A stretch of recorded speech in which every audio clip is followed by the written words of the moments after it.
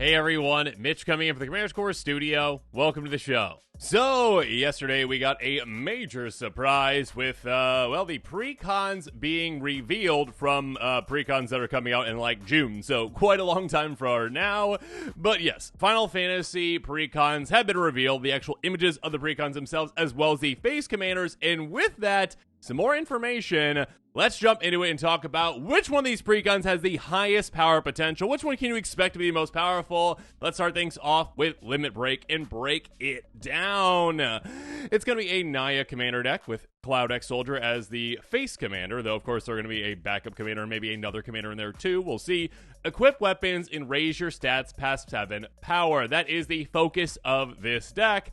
And with that, well, let's break down the commander really quickly. You might have already seen my episode yesterday on it. That being said, Cloud X Soldier, a 4/4 human soldier mercenary with haste for 5 mana and Naya. When it enters, attach it to one target equipment you control to it. When Cloud attacks, draw a card for each equipped attacking creature you control. Then if Cloud has power 7 or greater, create 2 treasure tokens. So a commander that can give you, well, a massive boost of power, essentially, because auto-attaching an equipment, that can be huge. You can swing right away with it. That's very nice. At the very least, you're going to be drawing 1 if you attack with this. That being said, obviously, the amount of card draw potential is pretty massive if you've got a lot of creatures out there with a lot of equipment on them, essentially. And also, of course, very easy to make some treasure tokens, too. So, massive card advantage and massive, amounts of potential temporary mana advantage, let's say that, with the treasure tokens and ways to, get value off of treasures. So when it comes to this commander, though, there are plenty of amazing cards that work well with it. Some of these I'm going to bring up might show up in the Precon, some might not. It might be great upgrades for your Precon. That being said, talking about the power potential of this commander, we definitely have to consider what cards can work well with it. And of course, at the end of the episode, I will be telling you which of these commanders, which of these Precons, in my opinion, are going to be the most powerful and the least powerful. But first up, though, Bloodforged Battle Axe. Let's talk about this amazing card, which I'm not going to guarantee that it's in the Precon, but it definitely should be with what it does. An equipment for 1, it costs 2 to equip, +2/+0 for equipped creature. Whenever equipped creature deals combat damage to a player, you make a token that's a copy of it. It is basically like an auto-populating equipment, which is pretty crazy. And for a commander like this that really wants to go super wide and have a lot of equipment attached to a lot of creatures, this is a very good card for it. So yeah, an equipment that can just be every single equipment you need, that's nice. Colossus Hammer, one that Wizards needs to reprint. My goodness. And equipment for a single mana, equip 8 though. +10/+10 loses flying. This is kind of one of the cards that you need to be careful with. Again, it depends on how they build the Precon themselves. I'm assuming they're going to build it pretty balanced, but make sure that you've got a healthy balance of big, heavy, swingy, equipment, essentially, like this one that costs a ton to equip, that Cloud can just go, oh, I cheated on the equip cost. Awesome. I equipped to myself for free. Versus ones that are easy to equip to your other creatures because, yeah, you need to go wide with those, too. That being said, yes, Swing with Cloud right away as a 14/14. Quite fun. Sigarda's Aid, though. This kind of gets around all of that in a way, and one that Wizards should reprint in this Precon, and if not, yeah, it's a hefty upgrade becomes the cost. Enchantment for a single white mana. You may cast or an equipment spells as though they had flash. Whenever an equipment enters the battlefield you control, you may attach a dark creature you control. Skipping on equipment cost is massive. And of course, yes, being able to cast things at flash speed is very nice as well. Some nice combat tricks kind of with your equipment can be huge. So yeah, and just for a single mana, this card is absurdly valuable. Bureau Headmaster, a good include as well. 2/2 Human Assassin for 2 mana and borrows equip spells. Equipment spells you cast cost 1 to cast. Equip abilities you activate 1 less to activate, basically saving you mana on all fronts. Yes, you're going to be able to, cast certain equipment for free, which is lovely, but at a reduced cost at the very least. And of course, being able to just pay less for your equip. And it doesn't say, can't reduce less than 1. So yeah, again, your, Swiftfoot Boots would just cost nothing to actually equip. So you can move those around if you need to. Dolmen Gate. I don't think they're going to reprint this one, unfortunately. This one doesn't really have a lot of reprints, but this, other cards like it, and there's not a lot of cards like it, but ways to give your creatures a way to protect themselves in combat can be huge. Artifact for 2, prevent all combat damage to be dealt to attack creatures you control. So yes, if you have, Wizards might put some alternative cards in there. They might reprint this one. We might be surprised. I would love if they reprint this one. They should, if not a great upgrade for the Precon. But a way to protect our attacking creatures so we can be super aggressive and not really care. Yeah, the equipment can kind of do that in a way by either pumping our creatures or by essentially, maybe giving them some evasion, but being able to just say, oh, yeah, my creatures don't really care in combat, so I can just swing out and just be fine. Lightning Greaves, other ones like it that have equipped 0, I guess Shuko, can also be nice, obviously, just so you have some free ways to, hey, a creature comes into play, cool, it's equip it right away. Haste and Shroud for that creature, that's quite nice, but being able to, again, either at a reduced cost or at no cost be able to equip 2 creatures, that's going to be huge for us. You don't want a ton of, again, Colossus Hammers where you're like, oh, okay, I only got so much mana, I play my creature, but I can't equip anything to it, and now I'm not drawing extra cards from it. That being said, of course, Pure Steel Paladin helps you get around that. Whenever equipment enters the battlefield you control, you may draw a card. That is massive. Equipment you control have equip 0 as long as you control 3 or more artifacts. You're gonna have 3 or more artifacts. So yeah, free equip cost is huge, and of course, massive amounts of card advantage. What's not to love about that? Trim Senior Artificer, again, massive card advantage. Yeah, basically enchantresses, but for equipment. Essentially, whenever you cast an aura, equipment, or vehicle spell, draw a card. Equipment's what you care about here. But yeah, being able to draw an absurd amount of cards for very cheap. Again, just a 2-mana creature that, of course, again, it's just a 2/2, but you get some equipment on it. You're probably like, oh, okay, you can probably swing fine at someone. Cool, good. And if you have Dolmen to get out, even better. Aggravated Assault. Now, this is where we get absurd, and Wizards will not include this. I would hope not in the Precon because things would get pretty powerful. But yeah, it's definitely an upgrade to consider, and it shows the power potential of this commander because there are definitely some combos that you could consider with it. Cloud making the treasures on the attack, that is huge, and of course there's ways to manipulate those treasures. That being said, you had a good enchantment for 3 mana in red, pay 5 essentially, untap all creature control after this phase, additional combat phase, basically extra combat. This is 5 mana, you get extra combat, and by doing that again, you're getting extra cards every single time you attack, and extra treasures as well. So yeah, any kind of extra combats, which have gotten incredibly expensive since Ishin came out. Yeah, it's got to be a way to really, really hypercharge this deck. They might include some extra combat, but I don't think this one. We'll see. Akiri Fearless Voyager. 3/3 Core Warrior for 3 mana in Boros. Whenever you attack a player with 1 or more equipped creatures, draw a card. So this is actually another avenue to get a good amount of card advantage. Again, it's a player with 1 or more equipped creatures. So as long as you're swinging each opponent with just 1 equipped creature, you're drawing 3 cards from this. So that's quite nice. More card advantage is never a bad thing. Pay a single white mana. You may unattach an equipment from a creature control. If you do, tap the creature gains indestructible out of turn. It's a nice, like, security blanket. Like, oh, yeah, I'm swinging with a creature. It's gonna get taken out, though. Let's save that creature. Or, yeah, just save your commander in many situations as well. So, yeah, it's nice to have. Bladehold War Whip. This is a huge card for you as well for Mirrodin. So, this one, these types of cards, keep in mind, not only are giving you the equipment, but also are giving you a creature. When it enters the battlefield, you make a 2/2 rebel that is attached to this, essentially. So, again, it basically accounts for both pieces that you need to get that card advantage. On top of that, equipment abilities you activate if other equipment costs 1 less to activate. Equipped creature has double strike. That's nice. So, again, keep in mind these equipment that are like the, hey, enters the battlefield, gives you a creature. Nice. This in the living weapons as well. Crime Novelist, though, oh my goodness, only 69 cents still. My goodness, that is cheap for this effect that basically just hypercharges all your treasures. Whenever you sacrifice an artifact, put a counter on it and add red. Doubling up your treasures is huge, especially when you have a commander that can repeatedly make treasures. And of course, again, when it comes to like combo potential, yeah, I mean, if you've got like these, you know, plus like doubling season, plus relentless assault or aggregate assault, you just win, right? I mean, you don't just win, I guess, technically, but like infinite combats, basically. Day of the Capuchin Paragon, again, other ways to essentially reduce the cost of your equipment spells. You can do some pretty crazy things once you reduce that cost. Or in equipment spells cast wants to cast. And on top of that, of course, First Strike, Vigilance, Lifelink, a really good target for equipment out there to be like, oh yeah, you're pretty unstoppable when you get going. Forge Anew. Enters the battlefield, return target equipment card from your grave to the battlefield. So if you got something that got taken care of, you get it back now. As long as you turn you may activate equip cost anytime you can do an instant. So that's quite nice, being able to just like move things around. Makes blocking for your opponents nearly impossible. Not impossible, but very difficult for them if you get the mana open.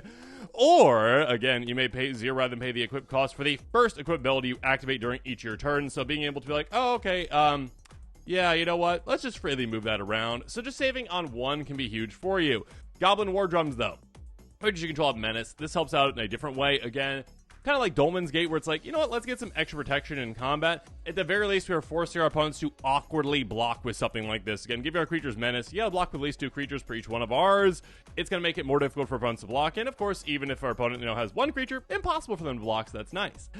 Brunor, Battle Hammer. Each creature you control gets +2/+0 for each equipment attached to it. That's just a nice additional, like, giant pump effect. Again, when you have all these equipment in play, all of these creatures in play with all this equipment, it's basically just a free Anthem, essentially, which you're already going to play this anyways, because, again, you get that free reduction. You may pay 0 rather than pay the equip cost of the first ability each turn. So basically, again, kind of like our Forge Anew. But yeah, if you got more and more of these in play, you're just going to be able to freely move things around or freely attach things when you get creatures in play. Wolfgar, my goodness, yeah, this is a great one to have. 4/4 Human Barbarian for 5 mana. This is going to be a great upgrade for you. I don't imagine they put this in the Precon itself because I don't think there was anyone named Wolfgar in Final Fantasy, and they're probably going to make it pretty thematic, I would assume. I don't know. If a creature control attack would cause a triggered ability permanent you control to trigger, the ability triggers additional time. Yeah, being able to just double up your attack trigger is huge. Again, that means, hey, double up your card draw and double up your, treasures. Lovely. Plus, the melee is quite nice, too. The Harry Forged in Fury. Speaking of doubling, double up like the value off the top of your library. This one, buy 4 affinity for equipment, so this is going to cost you just basically 2 mana. Whenever an equipped creature you control attacks, exile the top card of your library, you may play that card this turn. You may cast equipment spells this way without paying their mana cost. This is massive. This is huge. This is absurd for this commander because, again, it doubles up basically Cloud's card advantage, essentially, but also gives you free equipment off the top of the library. So that is absolutely huge. I mean, the advantage is temporary when it comes to the cards, but you can still play them if you can. And yeah, the equipment, just free now. Finally, though, Cauldra Complete. Yeah, again, the big swingy equipments can be great. Again, I kind of already mentioned earlier, like the 4 myriad ones, living weapons are great too. 7 mana, living weapon, so it comes into play, you get a germ and attaches equipment to it, obviously, right away, which is lovely, because, again, you're just growing your equipped army. Indestructible, equipped creature has +5/+5. First strike, trample, indestructible, haste, whenever this creature is combat damage to a creature, exile a creature, equip 7. This is just a really impactful thing. It is something that is a threat in and of itself, also a great thing to attach to your commander. It's just a great equipment. So overall, Cloud, pretty potent. Moving on to Tidus' deck with Counter Blitz. It's going to be a Bant commander deck, obviously, and the theme is add counters, pass them around, and blitzball anyone? Yeah, okay, there you go. That's the connection.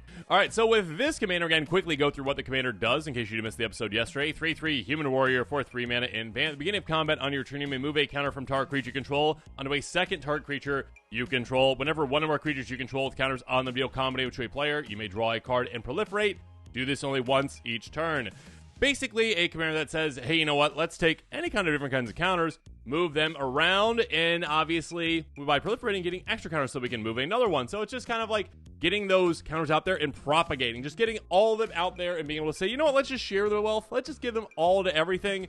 And then all of a sudden, you've got a bunch of creatures that maybe started off pretty small, but now are very, very impactful. Again, having those counters on them with different kinds of, keyword counters or just ++1 counters.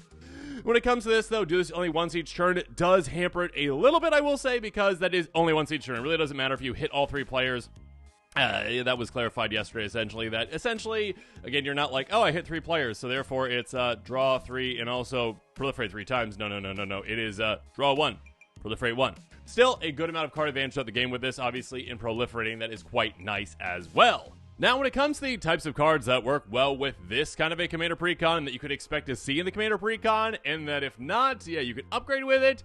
You want a lot of low-to-the-ground evasive creatures, I would say. You want to make sure that you can get things out there, get things on them, and make them impactful. And actually, you really want to make sure that you can guarantee to get through with at least one creature to make sure you're getting your commanders advantages throughout the game with it. Fairy Seer, good example, though. A 1/1 Fairy Wizard flying for a single blue mana, enters the battlefield, scry 2.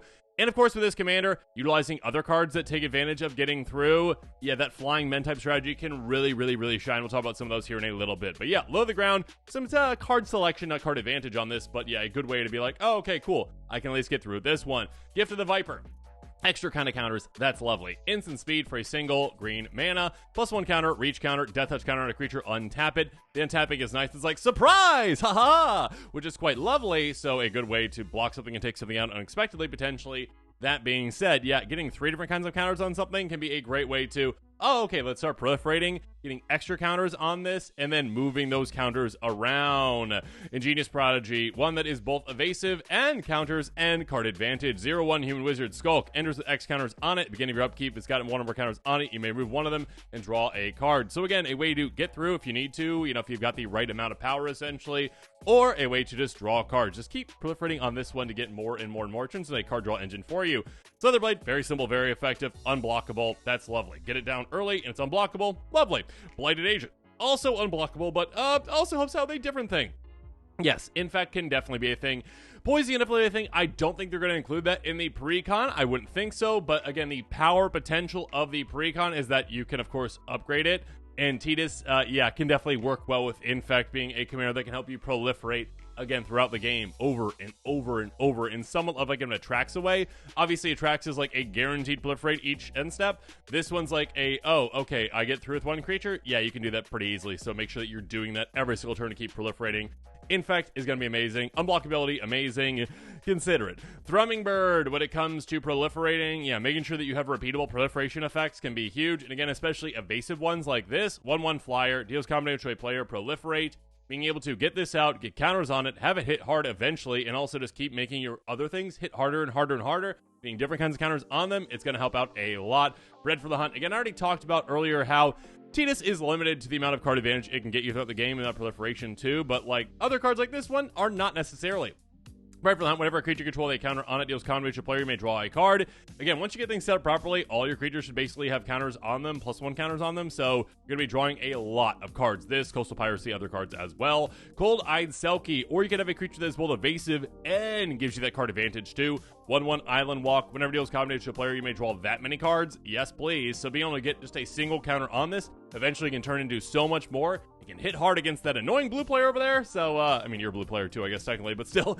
And then, yeah, you draw a ton of cards from it. Crystalline Giant, this one covers so many things for you. 3/3, beginning of combat on your turn, choose a kind of counter at random that doesn't have among Flying, First Strike, Death Touch, Hexproof, Lifelink, Menace, Reach, Trample, Vigilance, and +1/+1. Put a counter of that kind on it. So this is basically just a counter generator for you. You just get this out, it randomly gives you a kind of counter on it, and then you're like, okay, cool, let's proliferate that, and then with my commander's trigger, move that around. Cool, and just keep doing that again and again and again to get all those kinds of counters. Eventually, like, all your creatures have like every kind of counter on them they could possibly have, and your opponents will be like, this is hard to keep track of. Evolution Sage, speaking of keeping track of things, yeah, the amount of counters you can have on things is absurd. Whenever land is about for control, proliferate. That means, hey, any land ramp, which you're gonna have a ton of it, obviously, you're in green. Also, any kind of just like Evolving Wilds, fetch land, yeah, lovely. Being able to get a ton of counters on things, it can get absurd. Biting a Fast, again, that Coastal Piracy type kind of card can be huge. Again, we talked about how your commander can only take so much advantage of your creatures getting through, but you want to make sure that you do take advantage of it. But having other cards out there like this, Coastal Piracy, Bred for the Hunt, whenever a creature control deals combat to a player, you may draw a card. Absurd amounts of card advantage can be had for you. And also you can force your opponents to actually attack with this, which is lovely too, so do that. Forgotten Ancient, this card is massive. Obviously, whenever a player casts a spell, you may get a counter on this. You're going to do that. Counts every player, not just yourself. Beginning of your upkeep, you move any number of counters from this onto other creatures.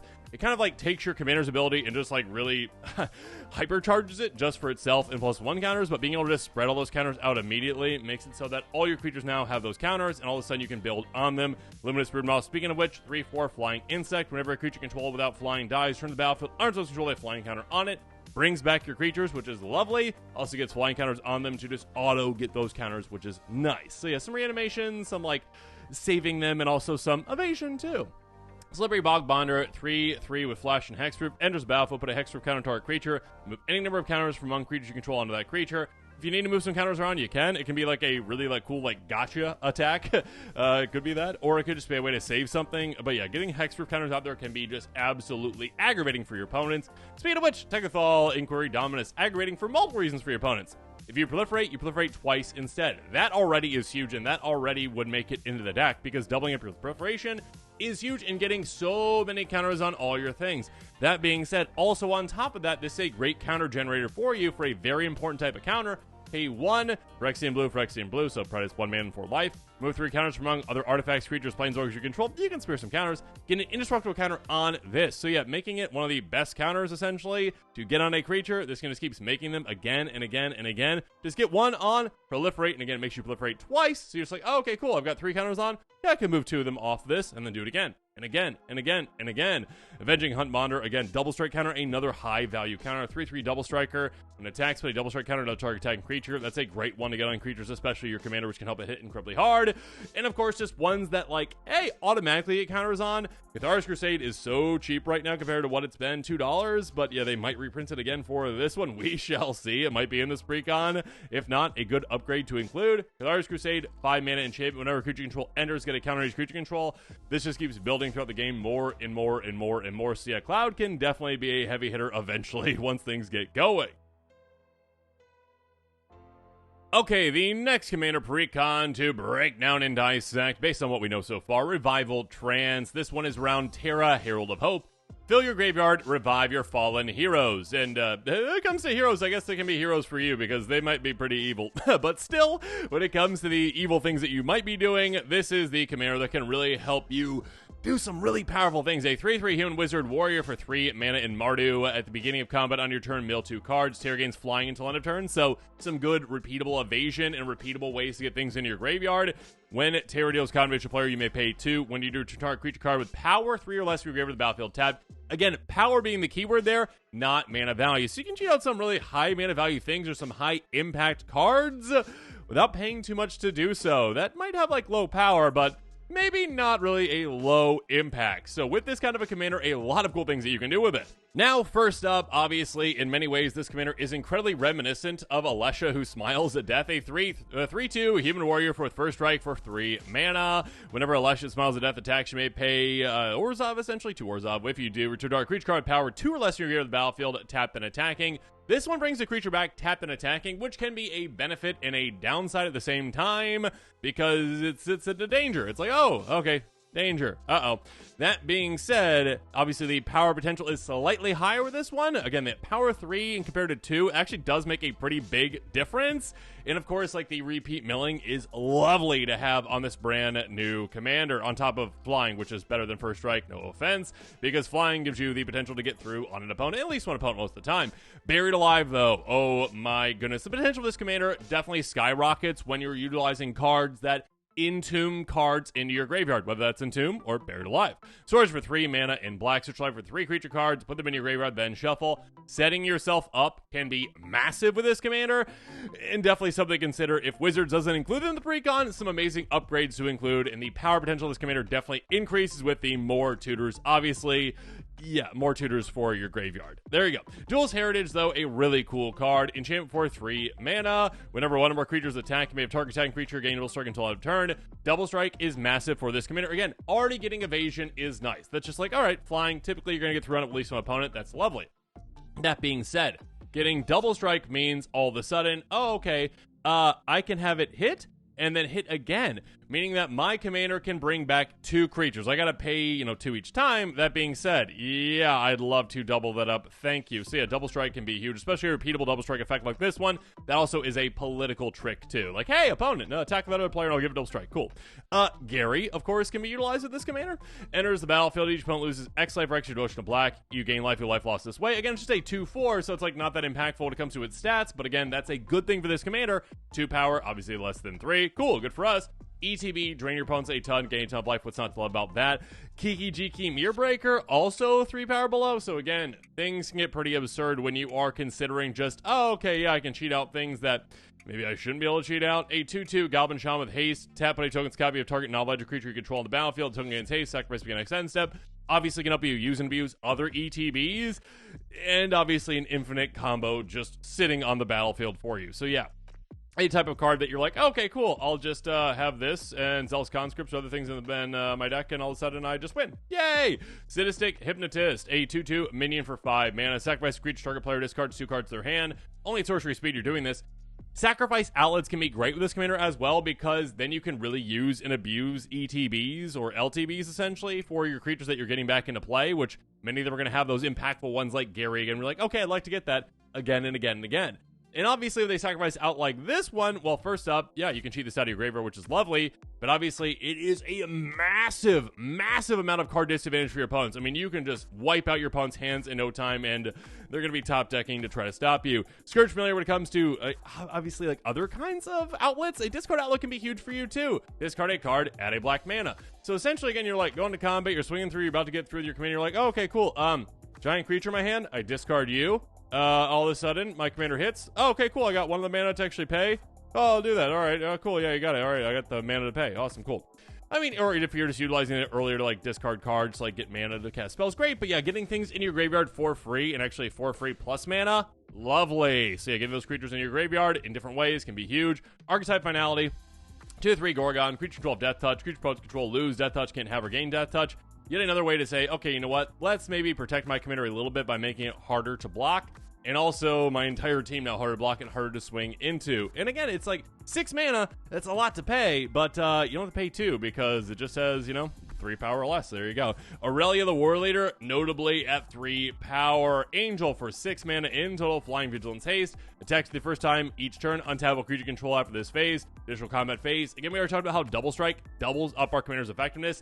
This doubles it as well. So, I mean, both combined quadrupled. Cool, good for us.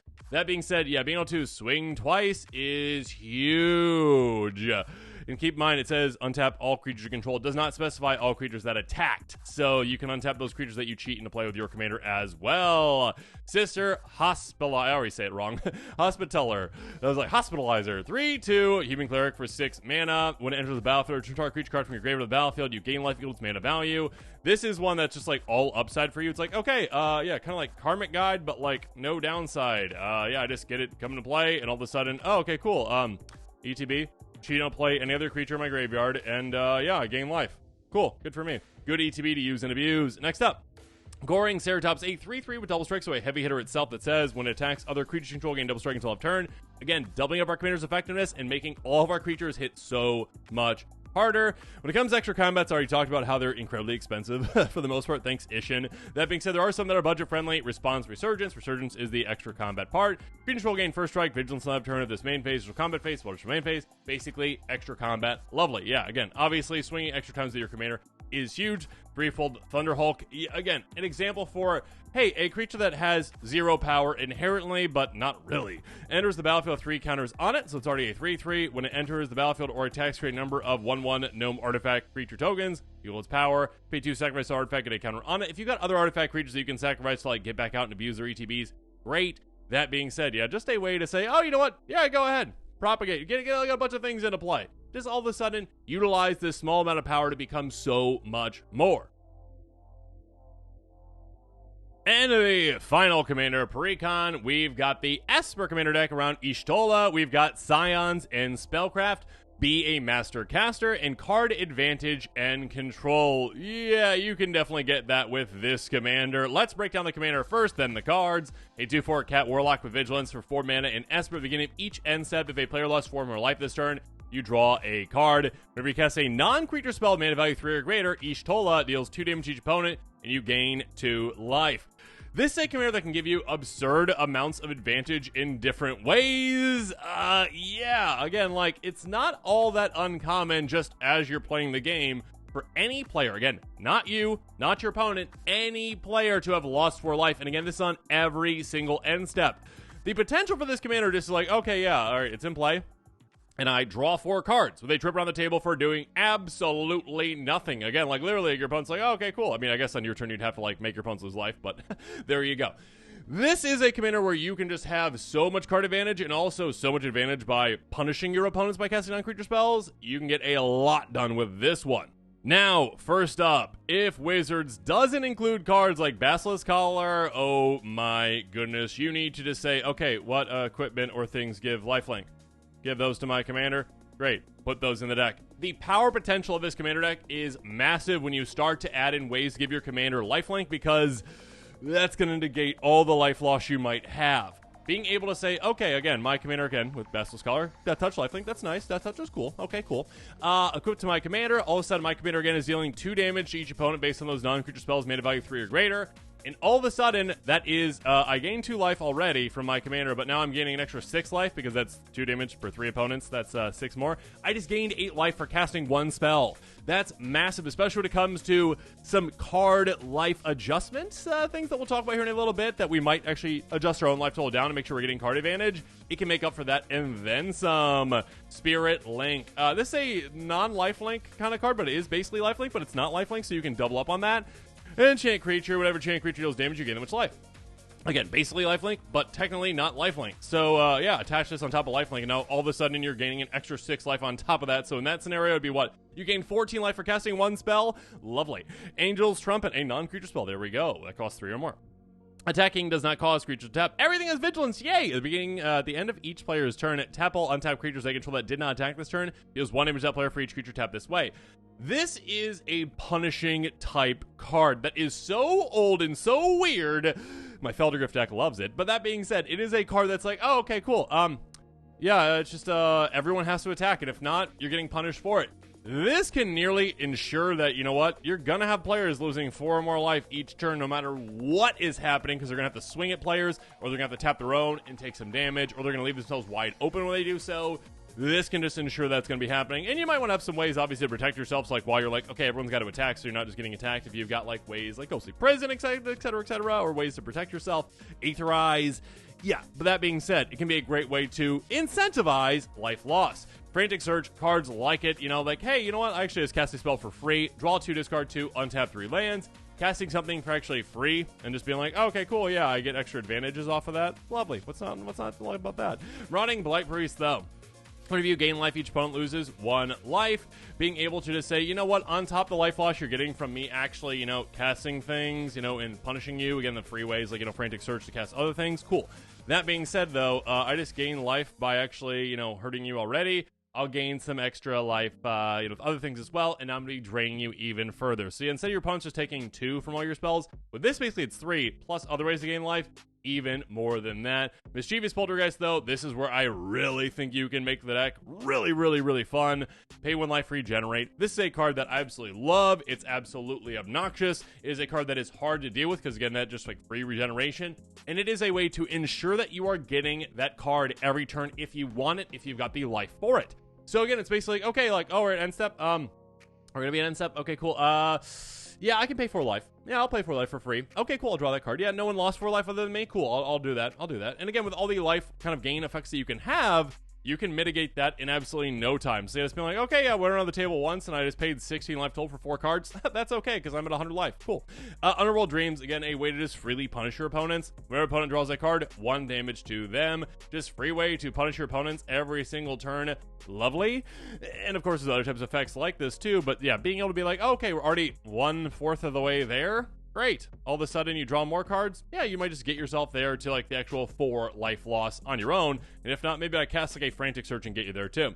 Warren Power Stone, though, enters tapped for 2. When it comes to like just even considering your mana rocks, like slightly, again, it's an efficient mana rock, it's just a little bit slower, but it does cost 3, so it does trigger your commander, so do keep that in mind. Court of Ambition. There's Battlefield to become the Monarch. Again, Monarch can be a great way to incentivize attacking. It can incentivize players from not just sitting back. Getting upkeep, each opponent loses 3 life unless they discard a card. You're the Monarch, instead each opponent loses 6 life unless they discard 2 cards. That's huge. Again, both ways to get that, you know, life totals down, get the actual, you know, life loss going. On top of that, of course, again, getting the life of the Monarch in there makes it so players are going to want to attack whoever the Monarch is to get that for the card advantage. Pestilence, though. The end of each turn, if no creature in play, you sacrifice it. Pay a single black mana, 1 damage each creature, each player. It's basically a repeatable board wipe in a way. That being said, you got to be careful, obviously, with like how much you utilize this. You don't want to take out your own commander as well. But yeah, a way to be like, okay, we can get actually, you know what, to the amount that we need to for players to lose the amount of life that I need them to lose. Shieldred, if you've got $80 lying around, sure, I highly doubt they're going to reprint in this, but yeah, that's a great upgrade for the deck. When you draw a card, you gain 2 life. Opponent draws a card, they lose 2 life. Great for both ends for this deck. Arcane Melee, though. A card that, yes, can help out your opponents, but might help you out more depending on how you build this deck. Enchant for 5 mana. In-source spells cost 2 less to cast. Being able to reduce the cost of all those spells can be huge. Again, you're going to want a lot of instants with this commander, I would assume, because you want to make sure that you can utilize, again, like Frantic Search type effects on your opponent's turns, getting that trigger from your commander, getting their life totals down, getting their actual life loss to 4 in a turn. Being able to reduce the cost of your instants is going to be massive for that. Archmage of Runes helps you out in multiple ways. So it makes your instant sorceries cheaper to cast again by 1. And on top of that, whenever you're casting one of them, you draw a card. So replacing itself can be absolutely huge. Painful Quandary. Yeah, this is mean. Enchant for 5 mana. Opponent casts a spell. They discard a card or lose 5 life, basically. So yeah, hey, you have cards to discard? No? Cool. Lose life, and all of a sudden I get to draw a card instead. So either you're taking card disadvantage for your opponents, or you're taking card advantage for yourself. Polluted Bonds, they're going to be playing lands as well. If they have fetch lands, it's already going to get you there too. Or just if they ramp, it's going to get you there as well. Jump for 5 mana, land is battle for opponent's control. They lose 2, you gain 2. Again, if you just cast like 1 instant speed card that's like 3 or more as well when they play to land that turn, you're getting there for that 4 life loss. Sanguine Bond, again, a way to take advantage of your life gain. Whenever you gain life, don't lose that much life. Obviously, there's some combos with this too. That being said, just being like, okay, cool, I'm already getting there to drain you. If I just cast 1 non-creature spell, awesome. With a mana value 3 or greater, 2 damage to all you, I gain 2, I drain 1 person 2, I got to that 4, I get card advantage. Axe's Mortality, again, if you are leaning heavily into those like life-setting cards like Mischievous Poltergeist, Wall of Blood, etc., it's an amazing card to have. Enchant for 6 mana. At the beginning of your upkeep, you may exchange 2 target players' life totals, essentially. So, yeah, being like, oh, okay, cool. And it's a risky play, but it's a lot of fun when you do it. I set my life total down to 1. Okay, I swap with you. You're at 40. Cool. All right, you're at 1. I'm at 40. Yay! You see, a life swap can be a lot of fun. Soul Conduit can do it right away when you need it. If you get the mana for it, Artifact for 6, pay 6, tap. 2 target players, life swap essentially, so that can be quite huge. And keep in mind, that actually does count for like life gain as well as life loss, so yeah, you'll get a card out of that too. Lovely. Wound Reflection, though, at the beginning of each end step, each opponent loses life with life they lost this turn. That's huge. This basically changes it so that you only need to cast 1 non-creature spell, again, that costs 3 or more whenever you want to draw that card, because it's going to be like, oh, okay, oh, you took 2. All right, you lose 2 more. Awesome, that's 4. Draw my card as well. Drog Skull Reaver, though. The amount of card advantage of this can be huge with the right build. 3/5 Double Strike Flying Spirit for 7 mana. Whenever you gain life, draw a card. It's going to be quite a lot, especially again with like lifelink effects on your commander. That can be quite huge. So yeah, the power potential of this commander can be quite high. Now, when it comes to my gut feel for what I think the most powerful precons are going to be, what the power potential for them are, again, when it gets to the cards that are coming in the box and the cards that you can add to the box to make it actually the most powerful that you can, I think this is going to be the order, but I could be wrong again. I'd love to hear from you in the comments below. Here we go. First up, Ishtola Knight's Blast. With the amount of card advantage, and again, potentially easy card advantage for this one, easy repeatable card advantage, again, like 4 with each trip around the table, that can be absolutely massive. On top of all the crazy things you can do with, again, gaining so much life from dealing out, damage, and also just taking advantage of that life gain in different ways, I think that this commander could be absolutely massive for like life control strategy. Absolutely. I do think that this one probably has the highest power potential out of all of them. The amount of card advantage can just be absolutely crazy. Again, it being each end step is massive. And again, sometimes you just get it for free, like that opponent attacked another opponent. Cool, they lost life. Cool, I just actually get to do that. Or that player played like a fetch land and then lost life in another way. Cool, all right, awesome, I get that for free. You don't have to do anything sometimes just to get card advantage off of this one. It's really cool. Next up, I think Cloud X Soldier is going to be the second most powerful precon, potentially. 4/4 Human Mercenary again. Cool. It just starts off kind of tiny, but you attach a giant equipment to it, it can hit really hard. So obviously, this can be a commander that can be a 2-shot KO in no time, maybe even a 1-shot KO at some point. So it can get Voltron-y, but obviously you're going to go wide with a bunch of equipped creatures. Takes a little while to set up, but once you do, the amount of card advantage again can be massive and right away. Draw a card for each equipped creature attacking. There you go, that you control. It can be huge, and obviously you can take advantage of extra combats. You can actually get a lot of treasures out there too, and maybe even some like combos with that as well, like aggravated assault too. It takes a little more setup, I think, but again, the amount of card advantage potential with this is pretty absurd once you get things going, and obviously what you can do with the treasures too can be massive. Next up, Terra Herald of Hope. I think this one would fit in the 3 spot when it comes to the actual power potential of it. It is, again, like Alessia adjacent. 3/3 human wizard, again, the milling and then the flying, and then obviously, hey, you hit, you pay 2, you cheat something into play, power 3 or less. Not attacking right away, which is a downside, but an upside in some ways. Again, you don't get like, oh, okay, cool, I cheat this thing into play, it's already attacking, great. But you obviously get like, I don't have to send it into danger right away either. So being able to just be like, okay, cool, I get some massive things out, I'm cheating those things out. Again, like the Entomb type things can really, really spice this up and really raise that power potential, and that's why I probably put it 3 versus maybe 4, because no offense, Tidus, but I think you're good. You're good. All right, none of these commanders are terrible at all, but I think the power potential of this one is just slightly lower because of those last, however many words, 1, 2, 3, 4, 5, 6. Do this only once each turn. That hampers this commander quite a bit compared to the others and where it could be. Again, if that potential was, again, limited to once per player. Again, whatever, 1 or more creatures you control with counters on them deal combat damage to a player, you draw a card, proliferate. If it was like, you get 3 of that each turn because you hit each player, actually, and if you had double strike, that'd be 6 then. Be like, okay, cool, yeah, draw 6, proliferate 6, or even draw 3, proliferate 3. That'd be a lot better, obviously. That being said, with this one, you're probably going to want a lot of other, again, I already talked about like coastal piracy type cards to really take a lot of advantage of those flying men type strategy, but still, it's got a good amount of power potential. I just think it is potentially the lowest out of these 4. So yeah, those are my picks, but yours might differ. I'd love to hear from you in the comments below. Let me know what your thoughts are on all of these, and make sure you're staying tuned for even more exciting quick takes and spoilers. And with that, this episode is come to a close. Make sure you comment below with your thoughts on it, and of course, as always, thanks again, and have a good one.